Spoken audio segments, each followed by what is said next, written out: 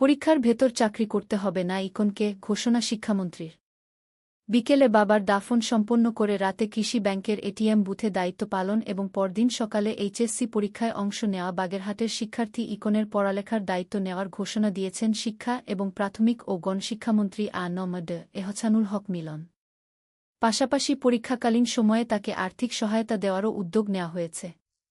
বুধবার ২২ জুলাই রাতে শিক্ষামন্ত্রীর ব্যক্তিগত সহকারী পিএস ফারহান ইশতিয়াক ফোন করে ইকনকে মন্ত্রীর এ সিদ্ধান্তের কথা জানান। ফারহান ইশতিয়াক জানান, এইচএসসি পরীক্ষা চলাকালে যেন ইকনকে চাকরিতে ডিউটি করতে না হয় সেজন্য শিক্ষামন্ত্রী আগামী ২ দিনের মধ্যে তাকে আর্থিক সহায়তা পাঠানোর নির্দেশনা দিয়েছেন। এছাড়া পরীক্ষা শেষ হলে তার উচ্চশিক্ষাসহ ভবিষ্যৎ পড়ালেখার বিষয়ে সার্বিক সহযোগিতা করার আশ্বাসও দিয়েছেন মন্ত্রী। মঙ্গলবার রাতে একটি গণমাধ্যমে ইকনের সংগ্রামী জীবনের খবর প্রকাশের পর তা দ্রুত সামাজিক যোগাযোগ মাধ্যমে ছড়িয়ে পড়ে এবং ব্যাপক আলোচনার জন্ম দেয়। জানা যায়, মঙ্গলবার সকালে ইকনের বাবা ইসরাফিল দারিয়া হঠাৎ অসুস্থ হয়ে পড়েন এবং পরে দুপুরে মারা যান। ৪৬ বছর বয়সী ইসরাফিল মোটরসাইকেল চালিয়ে পরিবারের জীবিকা নির্বাহ করতেন। ইকনের পারিবারিক অবস্থাও অত্যন্ত নাজুক। তাদের আদি বাড়ি গোপালগঞ্জে হলেও ইকনের দাদা বাগেরহাট পানি উন্নয়ন বোর্ডে গাড়িচালক হিসেবে কর্মরত থাকায় পরিবারটি বাগেরহাটে বসবাস শুরু করে।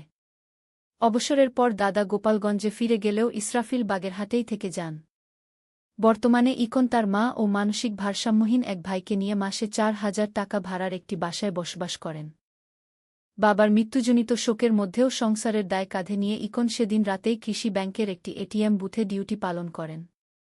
দায়িত্বের ফাঁকে বুথের ভেতরেই বই নিয়ে পরীক্ষার প্রস্তুতি নিতে দেখা যায় তাকে।